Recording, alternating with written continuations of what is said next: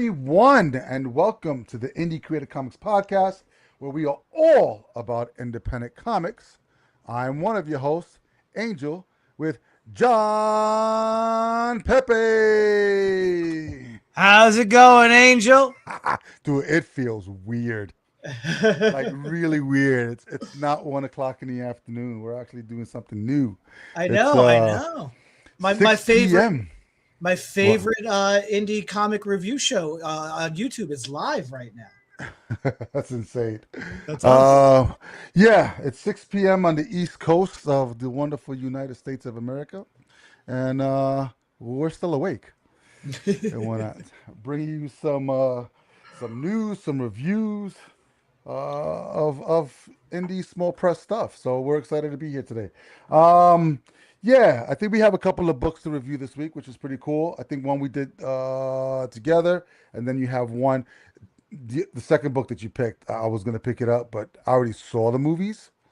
I Okay, saw gotcha. one Okay. and two, so I think it was like a prelude to that or preview to that. And I was Right, just right. like, I can't do it. I can't do another one where it's like beforehand kind of thing. So yeah, I see what and you're then saying. it's all good. Well, I Um, I think it's interesting how so this is we're live right now. It's April 6th, Monday. yep. Yesterday was Easter, and then of course Passover was last week as well. So happy holidays to all who celebrate whatever. But I think it's interesting. The two books that we're talking about today are both comic resurrection stories because these are, yeah, like you said, this is a prequel to a movie that actually was based on a comic. So now Hmm. it's back in comics. And Hmm. then the other one that I think that we both read, the one shot, is a return after about 30 of a 30-year-old comic. So Yes. comics love Yes. resurrections, whether they be Superman dying and coming back again, or anybody dying and coming back again, or old books coming back again. So that's Yep. kind of, I like the theme this week. I think it's good. I do too. It's good. So, but before we get to the reviews, just a couple of quick announcements. 2 weeks, right? 3 weeks from Saturday, Uh, Free Comic Book Day. it's free comic book days. Yeah, Yeah, May 2nd. So the first definitely less than a Saturday. month away. Oh my gosh, yeah, we're so close. Yeah, we're about 2, 3 weeks away from Free Comic Book Day. First Saturday of May every single year. It's exciting. I think up to the point. Then we get to that day, and if you've ever been to a Free Comic Book Day event at a local comic shop, it's cool. You get to hang out with a whole bunch of people that enjoy comics. You get to hang out with people who've never even been to a comic shop. So we got a lot of new traffic coming in and stuff like that, which is awesome. But depending on your comic shop, you could be there for 8 hours. You could be there for 12 hours. You could be there for 14 hours. And for the most part, I think we're there for about 10 hours or Mm. so because we get there about 10 o'clock in the morning, open up, and dude, at the end of that day, it feels like I've run a marathon. It's such a long day, but it's such a rewarding day as Yeah. well, and it goes by really quickly, especially when the pizza comes. Oh my god! It's almost the comic shop equivalent, or the comic retail equivalent to Black Friday at, say, like a Walmart or a Target. I mean, maybe not like people breaking down the doors, but a little close. But it's a day of heavy interaction, heavy engagement, lot of people, a lot of movie pieces, a lot Yep, of yep, just a lot. Your attention has to be everywhere, and it's really fun because it really feels like a solid day. I love it. yeah, it does, and I'm looking forward to it. I missed it last year, unfortunately, just because something came up. But yeah, I'm really looking forward to being there this year and seeing all the people and uh, getting Batman back in the building because I think he wasn't there last year either, right? Yeah, yeah. There was some housing. There was I think he had a plumbing issue. I think last year, and Yeah. he was actually like a hotel that the weeks surrounding Free Comic Book Days. So there was no way he was getting to his gear and getting out, and he had a lot of other stuff to deal with. But like a good Batman, he's back and it's going to be better than ever. There's no doubt. Yeah, definitely looking forward to it. So this is the poster that we use at the comic shop that we're at. So if you're around, if you're in Jersey, around the Fairlawn area, and you're around Free Comic Book Day, you should definitely come on by. John and I will definitely be there. If you're not in the area, definitely call your local comic shop or when you visit them on Wednesday, just find out if they're participating as well. And then, yeah, go hang out. And one of the things that I like to see is when either the little kids or some of the grown-ups come in and they come in costume. It's almost like a mini Comic Con and stuff like that. And there's a bunch of titles this year. So I think there's, over 20 titles or something like that that they have going on between the free comic book day and free comics giveaway. I can't remember that damn freaking title. Whatever I they just want to can't believe call they it. split it Yeah. up in two. It's just crazy ridiculous. But whatever it is. Yeah, so Lunar, PRH, all participating with whoever they distribute. There should be a bunch of books there. So we're really looking forward to that. So May Yeah. 2nd, yeah, check out your local comic shops. They should And it's real. The books started to arrive. We're starting to get the books in the shop, so that's exciting. Oh, I know, dude. I saw the listing come in, and I was like, God damn! There was already like I think 10 or 15 books on there. Yep. And I don't envy you because I remember those days of having to put man. those books together. So I know. that's insane. Thank If you're just joining us, guys, listen. If you have questions and stuff like that, want to make comments. If you're on YouTube, yeah, feel free to write. I think John will read them off and stuff like that. So, yeah, we're sort of like in the news announcements. We're gonna get into the reviews of indie comic books that we read for this week in a couple minutes. But just really quickly, I don't know if you heard. So Image right now has been exclusive to Lunar up to this point, right? Because you have PRH with Marvel. Image has been mostly on, or just primarily with Lunar. It looks like they may be shifting a lot of their stuff. Not a lot, but they may be shifting over to Universal as well. Oh, That's the okay. latest rumors. They may not be exclusive through Lunar entirely, but they may be shifting over to Universal. Now, for those of you Okay. that don't know, after Diamond kind of went away, your main two distributors that we've had for most comic books are Lunar and PRH, which is Penguin Random House. They have Marvel. Lunar has DC, the two big ones. Image has been over with Lunar as well. And then a bunch of the other small press and studios have gone to either or. I think IDW is with PRH. Dark Horse is also with them as well. So you got these major two players. And Universal's distributor over in Canada. And they picked up the rights for distribution or carried over the rights for Diamond. I think they have a bunch of places actually in the U.S. of distribution centers that they ship from. That's something I was thinking because Diamond had the Plattsburgh distribution. That Right. was right in upstate New York, right across And Champlain then River Mount from Olive or Vermont, something like that. and Mount Olive. And I think didn't Plattsburgh actually go away before and it was all coming out of Mount Olive at the end there? I think Yes. they actually Yes. liquidated that one really large distribution hub. So I wonder whatever became of that building. So I guess that wasn't part of the Universal deal if that was already gone. So yeah, that's Yeah. very interesting where these are going to be coming out of. Yeah. Yeah, so like I said, so it looks like Image may be shifting some of their stuff over, or Universal will have an opportunity to distribute Image Comics as well. I know there's a bunch already on there. I think even Zenoscope is through Universal now as well. So I went on the site. It's not the easiest thing to navigate through, but if you drill down far enough, you can see the FOCs and stuff like that. So yeah, look out for that. So, and it's mostly for retailers who just have another outlet to be able to get their comics to you guys as well. The other thing I saw, remember that movie Ready Player One? Yes. It was a novel at first, and the novel made it into a movie, and now it looks like they're going to be making a graphic novel Oh, interesting. Okay. out of it. So yeah, I couldn't remember the creative team on it, but I like that movie. Every time I watch it, there's a new character that I see that I've not seen before. I mean, you see the obvious ones like Chucky, Batman, and Yeah. Iron Giant and stuff like that. Bunch of others, but every time I watch it, there's a new character that pops up on it, which I love. So it's going to be interesting. It's supposed to be just one full-on graphic novel, I think a hardcover. It's going to start in the U.S. and then from there it'll ship out, I think through Canada and then the rest of the world in 2027. But we're supposed to be seeing that, I think, in October of this year, which means it should be done if they're going to, or nearly done, and then they should be going to print soon to be able to get those out. So I think I'm going to have to get myself a copy of that. I'm not sure who is going to be distributed through. I was just reading on it. I didn't get that far enough, but yeah, I'm looking forward to see what's going on there. Interesting. I wonder what characters they'd be allowed to use visually, or if it's under fair use because it's adapting the novel. That's going to be interesting to see how it presents itself Yeah, versus the yeah, movie. it'll be Yeah. interesting. I wonder if we'll get either like Raiden or the Highlander in the book. Okay. Ah, All right, we got so you forced the announcement. you We see were that? You talking see about that? yeah, That little that was good. segue? That was a very unsmooth segue, but it was great.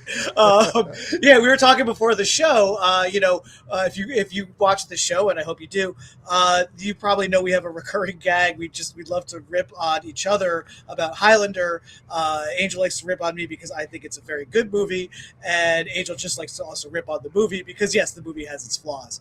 And for a while, it was like, oh, Angel, you got to watch this movie. You got to watch this movie. He did. He tried. It was tough, and I really, I feel for you there, Angel, because I guess I have it from the rose-colored view of youth. I still have that like nostalgia connection to that movie. So, Yes. for those who are in the New Jersey area, you probably know of the Chiller Theater Expo. If you don't, it's a great nostalgia themed pop culture convention. So you have your dealer's room, you have your like sort of indoor flea market, guys selling comics and toys and statues and things that they make themselves. It's really really cool dealer room that happens at Chiller, and then it's sort of a celebrity flea market. So they have a lot of guests. In fact, Robert Smigel and Triumph the Insult Comic Dog, they're going to be at Chiller this coming April at the end of the month. So it's April 24th to 26th in Parsippany, New Jersey, and they just announced that Christopher Lambert, Highlander himself, is going to be at the Chiller convention this coming April. So I know I'm a little excited. I think we floated the idea of at least one of us has to go and have him sign a French to English translation book. um, I was thinking maybe, I know, because the obvious is maybe have him sign the Highlander DVD, right? Or that making of Highlander book, right? Or, but he was also Tarzan. And I have a Tarzan book that I loved when I was a kid. I was like, wow, it'd be cool to have sign that. Oh my God. Was that before or after Highlander? That had Tarzan. to be after, right? No, Greystoke was first. Oh Greystoke my kind of gosh. got him. So famously, not only did he not speak English, we've talked about this before, but Yes. he phonetically learned how to play, how to speak the English language in Highlander, and before that in Greystoke, Legend of Tarzan. Also, famously, he is terribly nearsighted and can't wear contact lenses. So he's doing all the sword work and stuff pretty much legally blind, right? And just Holy crap. again, like the phonetic learning of the language, he learned the steps so that there would be a problem. But when he was doing Tarzan, apparently, like one time he's doing the swinging through the trees or running through the trees, and he grabs what he thinks is a vine, and it was an actual snake. He didn't see it because he was blind, but then, so that was 84. Highlander was 86, and then just I think 4 years later was the first Mortal Kombat Mortal movie, Kombat, yeah. and he was Yeah. Raiden in Mortal Kombat as Yeah. well. So or the other thing is have him sign like a Mortal Kombat game. Yeah, that would probably be it. I mean, listen, I know I ragged on the Highlander and stuff like that. It wasn't part of my youth growing up because I never saw it.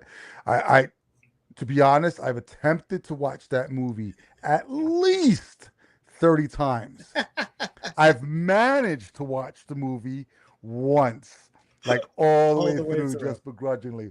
Just because oh my God, dude, do you know how many times I stopped it in that Madison Square Garden scene when that French guy was just unnecessarily doing all those All backflips? the places I He had know. this so wait, but it's the cutting too. Just the editing was just. Oh. He There's has the literally sword in his hand. The sword when he backflips, there's no sword, and and then all then of a sudden it comes back. there's literally like a weird cutaway where he's walking, and then it cuts to Christopher Lambert. Then it cuts back to the guy, and it's good 10-15 seconds of just him flipping across the parking lot, Yes. and then cut, and he's walking again, and it's like, why? It's like they paid this guy. This guy was contractually obligated by the flip. Like I have to have X amount of flip time on It was in camera, his contract. or I don't work. Yeah, yeah. But Well, and what was funny is like Christopher Lambert's like his not his like romantic scenes were really aggressive. He's You a ever little notice bit of that? a he's a bit of a creeper in that movie with the woman. There's a little Just stalkery, not like creep, but just like really intense, like very just intense. Yeah. like almost like Shake Baby kind of like intense. I was just like, yeah. I mean, the soundtrack was absolutely wonderful. Who was the guy to play Kurgan again? Clancy Brown. Dude, love him. He's great. Yeah. Love Yeah. him. Yeah. So He's yeah, great. it's just yeah. I mean, great concept. Whew.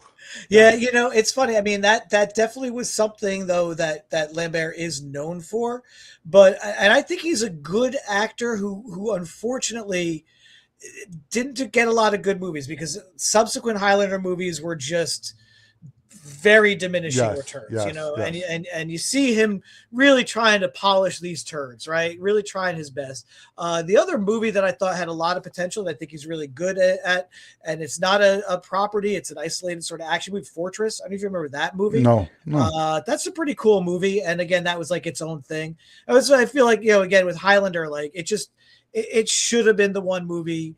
I think attempts to sort of sequelize it and franchise it really diluted I think what those of us who like that first movie find very special. Yeah. Well, once you got to Mario Van Peebles, it was done. It was absolutely done. But listen, the concept was great. I'm hoping, you know, Henry Cavill does something with it. He'll be playing McLeod. I'm not sure who's going to be playing the Spaniard. Hopefully, Russell Crowe. is it really? Yeah, it's like you have to have a Scotsman Dude, play the Spaniard but from that's right. He Egypt. played a Spaniard before and he got away with it. So Yeah. I'll give Russell Crowe the pass. I Yeah. could actually see that. But you'll when you never have you'll never have a Scotsman play the Highlander in a Highlander movie no, at all. because Cavill I think is Welsh or from Jersey. He's a Jersey guy, but England Jersey. Yeah.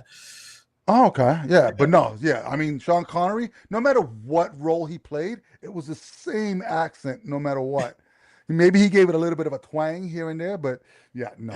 My favorite is It was a Scottish Egyptian Spaniard. But my actual one of my favorite Connery roles is The Untouchables with Kevin Costner Yes, because he's playing an Irishman.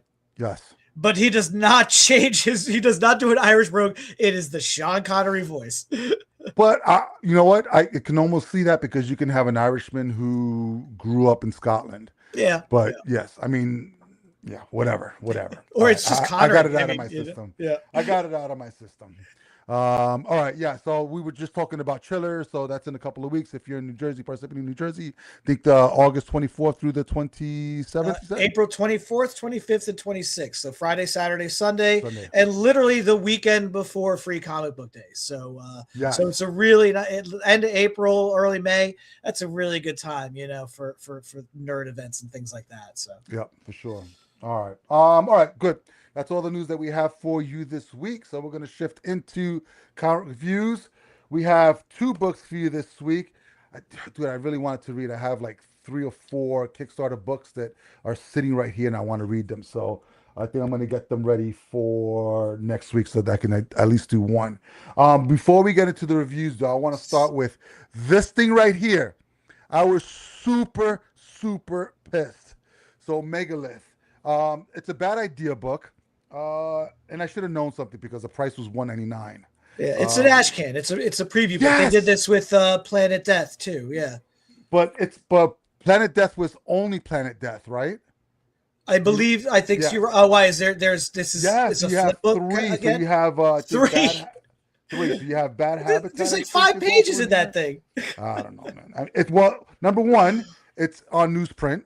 Yeah. So yeah, that's the reason why you can get it at $1.99 because you're going to be able to get 10,000 at like 25 cents a piece and stuff like that and get it out there and still make money off of it. So you had Megalith, which is on the cover, The Hab, which I read the preview before already. That one seems interesting, and then Oddball's Odyssey off of this one. And I was really looking forward to the Megalith because it's written by Matt Kinn, I believe. So it's not supposed to come out. It's not supposed to come out until I think May, so next month. Yeah, it's written by Matt Kinn. And so the last thing I read of his from Bad Idea was the ENIAC book, which was one of their initial launch books because that was way back. I mean, they're looking at what 4 years now, maybe Yeah. 4 or 5 years ago.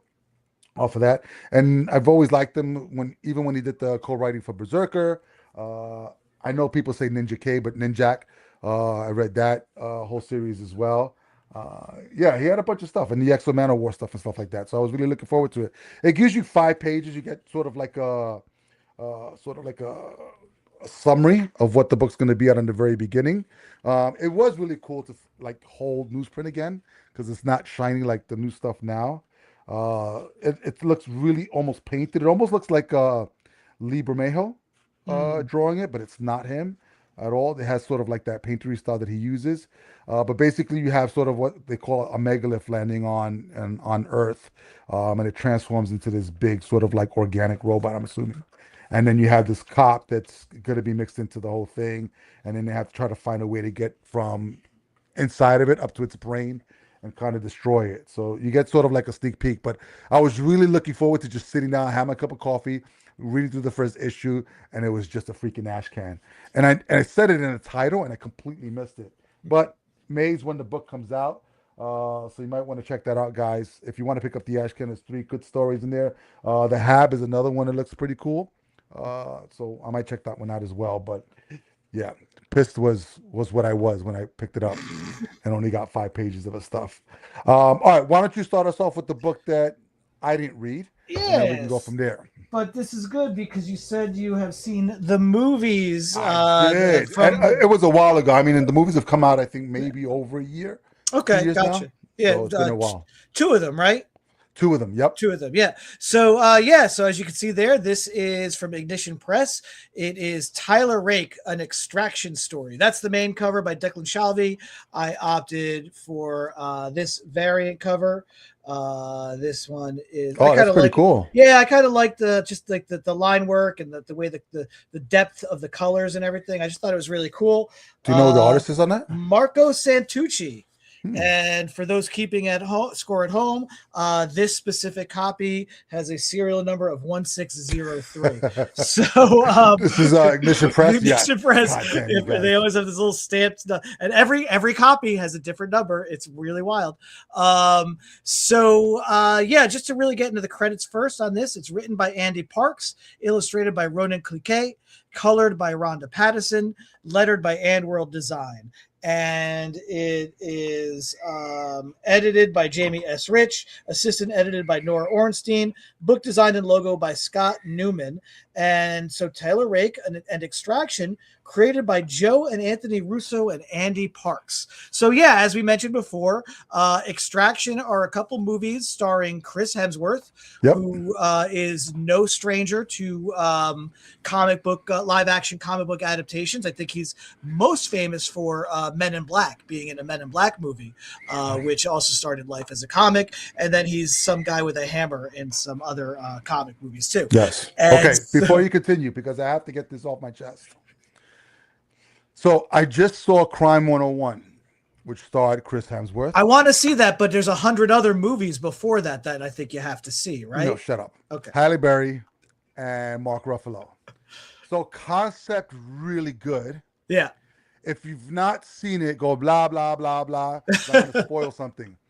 Really, it was really good. I enjoyed it. My wife enjoyed it. I think for me, when you have multiple storylines or characters that are in the movie that have an alternate storyline, but overall work in the arc of the entire movie, awesome. Mhm. When they don't tie up the loose ends of those arcs, it drives me fucking insane. Interesting. Okay. So the whole interaction between him, Mark Ruffalo, Halle Berry, awesome. They closed off all of that. Nick Nolte is also in the movie. His story doesn't get an ending, which pisses me off. So the movie itself was pretty good. There's interaction with Nick Nolte in a time that they had, but they never finished off that part of the story arc. So it didn't leave it like if they left that open for Crime 101 2 or point 2, then that would be cool. But I know there's not another movie coming along. I just don't know what happened to that character. And that character really influenced what happened at the end of that movie. Interesting. Huh. So there's no closure between Chris Hemsworth and Nick Nolte, especially what he fucking did to him. So yeah, I had to get that off my chest. So Chris, if you have any input whatsoever, bro, just let us know. Even if you just write and say what happened, I'm okay with that. I just can't. I'm like it bothered my brain so much after the movie because I'm such a completionist. Even if the movie ends opened and it's open to your interpretation, that's cool. But when there's no acknowledgement at all, that storyline just went awry and never came back full circle. That Interesting, bothers the interesting. shit out of Yeah. me. Huh. Yeah. All right. Sorry. Now, Continue. it's all right. Now, so that actually brings a question I did have. So, from what I know about Crime 101, because what we know for Chris Hemsworth, I mean, obviously, yes, everyone knows he's Thor and everybody loves his Yep. Thor and, Yep. Yep. very likable character, right? But in Crime 101, he's not very much a heroic character. I think he's the lead, but he's a little off. He's a little unsavory, from what I understand from that. Correct. And And you find out why. I don't want to ruin it for anybody right, who right, right, right. watched it, but yes. So now he plays Tyler Rake in the Extraction movies. Correct. Is he a likable character in those movies as well? He's a Because soldier guy. he's a soldier guy. Because Yeah. in this comic, I mean, he's a rakish guy, man. He is a very unlikable guy. And this is a prequel to those movies, and those movies were based on a graphic novel, again written by Andy Parks, but created and conceived with Andy Parks by Joe and Anthony Russo, again Right. of the Avengers movies fame. And that graphic novel was called Ciudad, and that is now going to get a re-release. It is retitled as Extraction. Jamie Rich, publisher extraordinaire, editor-in-chief of Ignition, has a whole little back matter mission control piece that he puts in every month in the Ignition Press stuff, detailing the publishing history and what's going on with this, with Tyler Rake coming back to comics in this prequel. And in this prequel, you actually find him as a nightclub manager in, I believe, Sao Paulo, Brazil. And and he's a security manager. He's head of security of this very popular nightclub, but he and his partner Pudge rule with a very iron fist, almost very brutal, and he is fully immersed sort of in this nightclub lifestyle. So Wait, is this Roadhouse?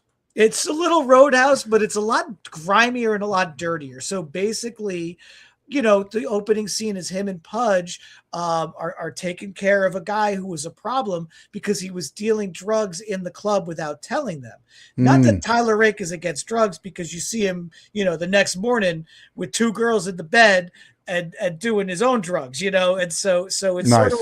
sort of like he is very much in that lifestyle. And then so he is given an opportunity to use his skills because he is an ex-soldier, and this is where you get his backstory. This person from this agency gives him this offer and basically gives you the whole history, his whole history, his whole past, how he was a soldier, came back to America after being missing for a couple years, but with a pregnant wife, and then he kind of disappears again and does all this other kind of oddball mercenary work. And now he's in Sao Paulo, Brazil, head of security.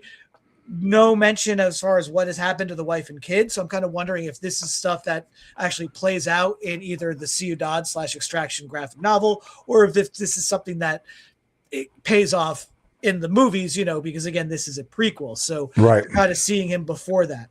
And so circumstances happen where, they kind of, the guy that they took out, they kind of messed with the son of the wrong dude that was selling the drugs in the club. And so the club basically gets destroyed, and Tyler and Pudge have no choice but to sort of accept this offer from this agency. And that's sort of where you go on this story. Now you're going to kind of follow him and Pudge on this mission, and whether this is like a direct link to the first published Extraction story, I don't know, or if there's going to be other miniseries along the way after this. But It was a very interesting start.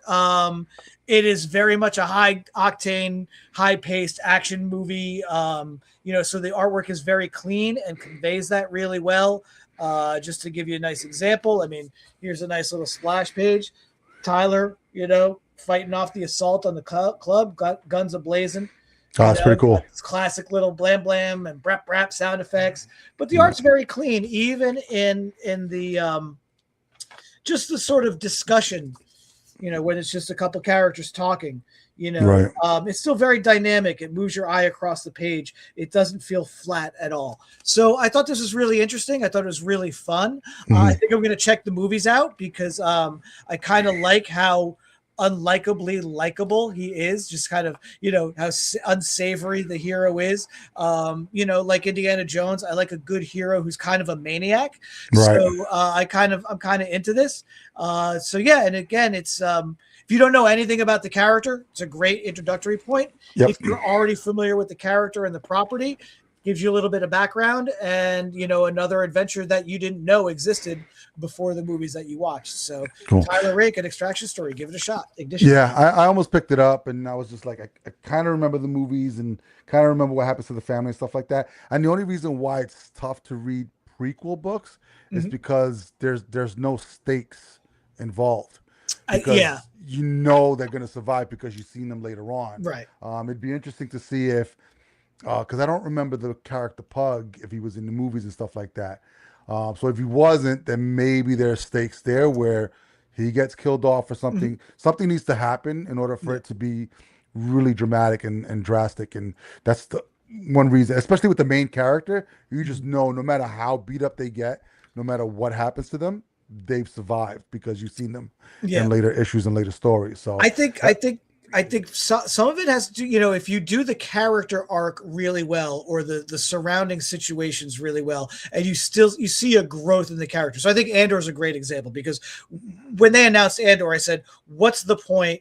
We mm, know how this guy's story ends, right?" mm, And that was done so well, and to see his character growth go from who he is at the beginning of the show to match who he is when you see him in Rogue One, I think right. that's worth the journey as well. And I get a real sense of this. I get a sense that that this unsavory guy that I'm reading about now is probably a little different by the time you get to the movies or the first graphic novel. Yeah, yeah, yeah. And you also got him as unsavory already.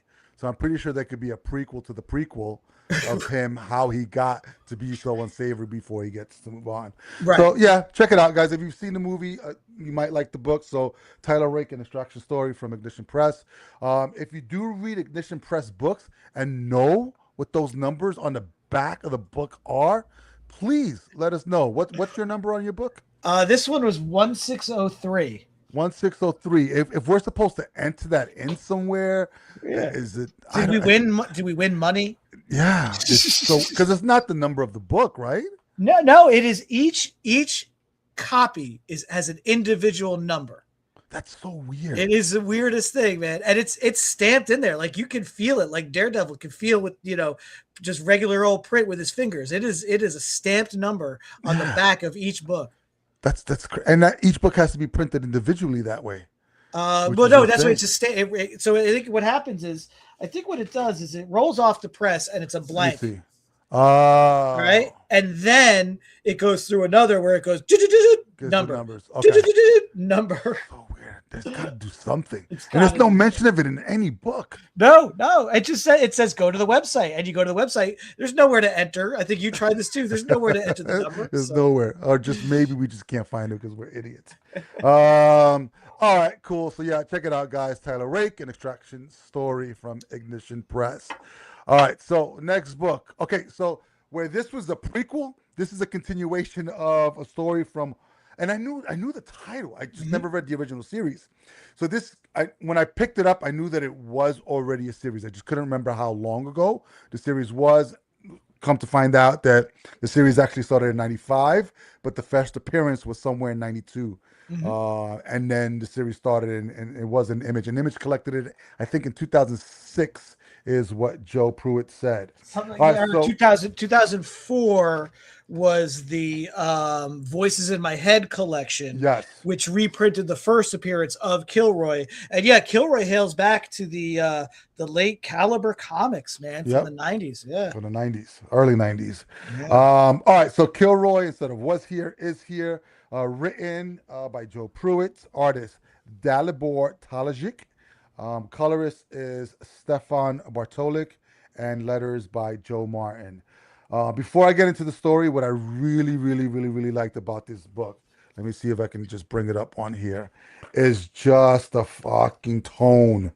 Like, Hmm. just the tone of this book, like a lot of the way the black is used, the empty, the negative space, just the entire tone of this book, you just felt sort of like the dreariness of it, sort of like I don't know, just you felt the tension throughout the entire book, which was absolutely fantastic because all the shadows just made me seem like, holy shit, what's gonna pop out of there kind of thing. But for those of you that are familiar with Kilroy, this is the same character. For those of you that are not, this is a continuation of stuff that's come out over 20 something years ago. Hmm. And sometimes when I read books like that are continuing off a story that's already happened, I have a deep concern with how much of the lore you need to know in order for you to get the book.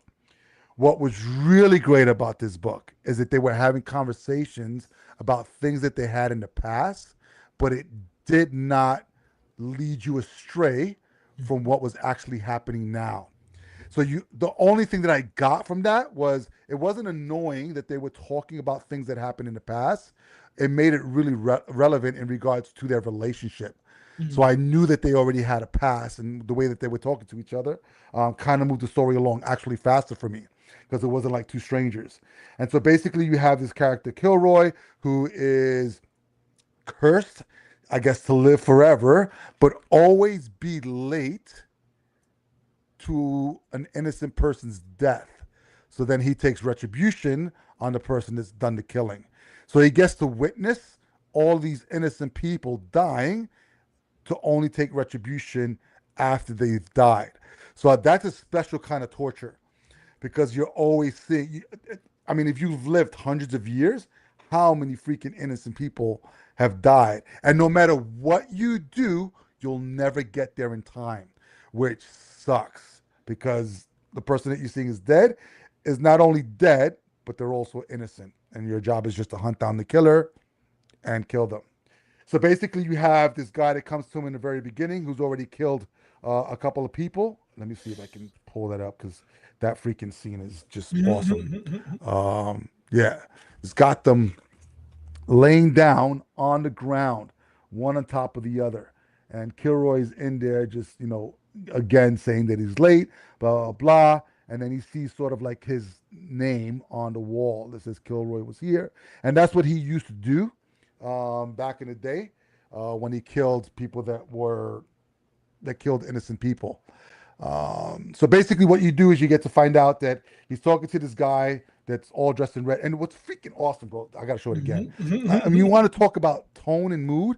Everything is like grayish blue, and then you have this guy in the blood just in this deep red, and even his jacket is like that blood red. Um, Really arrogant son of a bitch. They get to talking. Basically, what you find out is that he's an angel, and he's a twin of another angel. And so where Kilroy was, I believe previously, now this is going to make me want to go back actually and get that graphic novel and make sure that I read it from the very beginning to give more context to what's going on.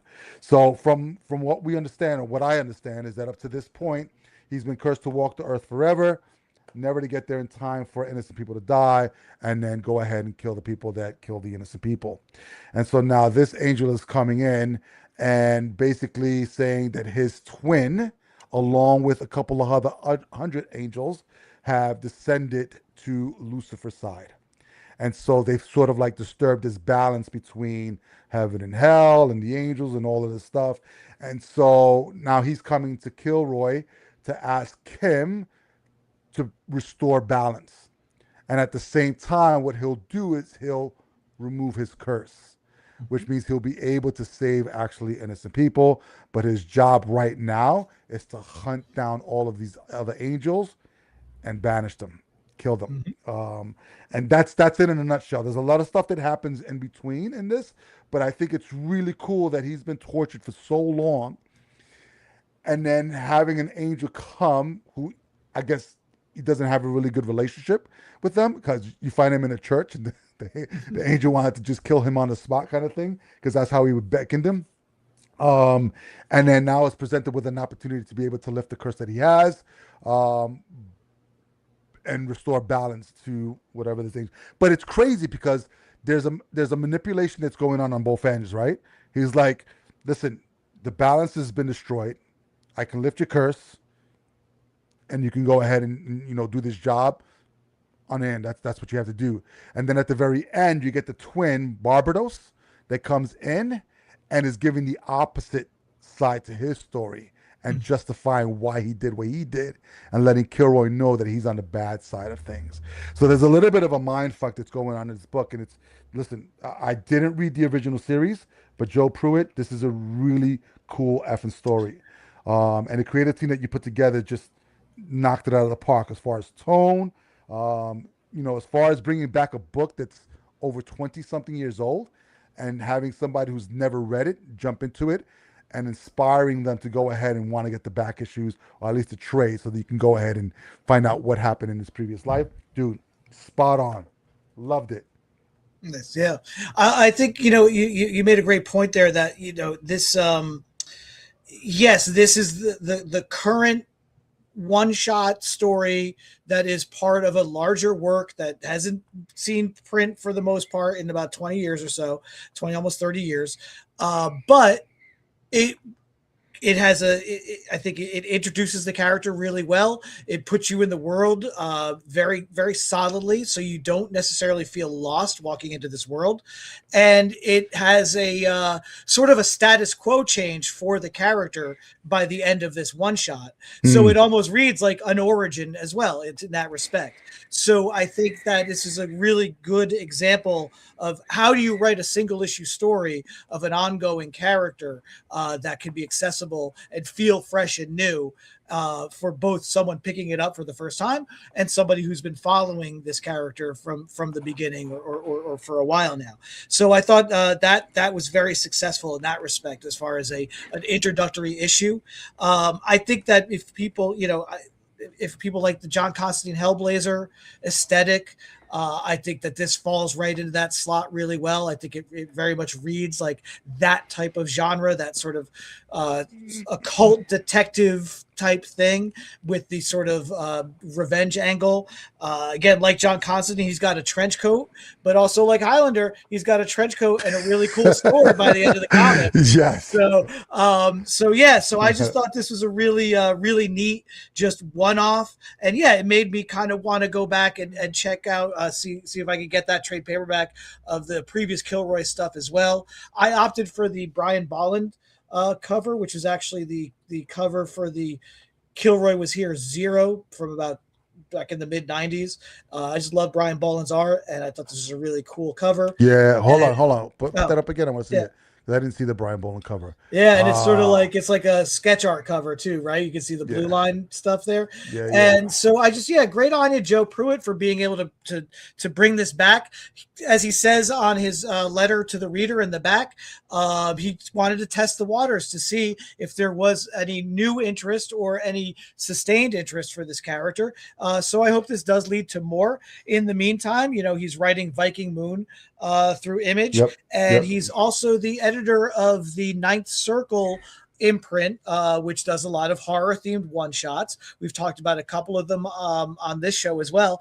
And what I thought was really interesting, though, is that that's his imprint.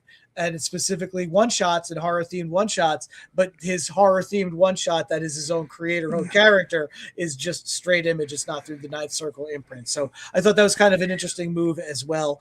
I hope this sparks some renewed interest or new interest in this character. Yeah, I completely forgot that it was a one shot, which is now going to piss me off because I want to see where this. I hope it does get picked up. I mean, there was definitely some interest in there, and I think the story where he was going with it could give it a new chapter. Well, he's got 199 more fallen angels to kill, so at least. So you can do them 10 at a time, 15 at a time, whatever it is. So Joe Pruitt, if you hear us, we want a little bit more. Definitely want a little bit more. And until then, I'm actually going to go back and see if I can find a trade and read the beginning of the story. But dude, such a bad tease. I hate when something's this good and we're not going to get any more of it. Well, that's where the reader comes in. If you as a reader want more of this, tell write letters to send an email, buy copies of the comic, tell people about the comic and have Yeah, them buy copies. yeah, It's only $3.99. Buy it for somebody you think, buy another copy for somebody you think might appreciate this. You got a Hellblazer fan and who currently has no Hellblazer comics to read, get them this and see how they and that way that's how we get more of this stuff, is if people respond to what's out there. yeah. Yeah, I was a good crossover. That was a good analogy of it being Hellblazer and Highlander all in one shot. Less Highlander, more Hellblazer. Definitely, definitely. All right, yeah. So two cool books that came out this week, gang. So Tyler Rake, An Extraction Story from Ignition Press, and Kilroy is here. A one shot from the previous series that was over 20 something years ago. Really cool that they brought it back. Sucks that it's a one shot, but from Image Comics, yep. Get your hands on it and stuff like that. It'd be cool. Another quick reminder: a couple of weeks, you got free comic book day, so make sure you visit your comic book shop and make sure they're participating. If you are in the neighborhood in Fairlawn, New Jersey, definitely come check us out at the Joker's Child. John and I will be there all day. It's going to be a fun day. I know I'm going to be sore and screaming at the end of the day, but always look forward to it. So it'll be pretty cool. All for that. I think that's all we have for you, kiddies. All right, that's it for this week. So if you like what you heard, listen, 6 p.m. on Mondays, we're going to see if we keep it or move something around. I kind of like it because I'm more awake now, so we'll see what happens. But yeah, if you like what you hear, just subscribe to the podcast, invite other people to come along. If you want to be on the podcast, you're a creator, want to promote something that you got going on, visit www.indiecreatorcomics.com. Fill out the podcast forms, and I would love to have you on and talk all things comics. Social media at Indie Creator Comics. Everywhere you go, that's where we are. And last but not least, please, please, please support your local comic book shops, because without them, we would not be able to do what we love to do, and that is read comics week in and week out. John, where do you get your comics from? Well, I get my comics at the Joker's Child in Fairlawn, New Jersey. And we've been talking a lot about Free Comic Book Day, which happens once a year, first Saturday of May, and we're going to talk about it the next couple weeks as we ramp up for it. But lest we forget that every Wednesday is New Comic Book Day at the Joker's Child and your local comic shop. So that's right. Every week there's whole piles of new good comics and stuff waiting for you. So don't just wait for that one day a year where you could get some free comics. Every week is New Comic Day at Joker's Child and your local comic shop. So you better be there or you're going to miss out. All right, there, kiddos. You heard it here first. So until next time, thank you for joining us on the Indie Creator Comics Podcast, where we are all about independent comics.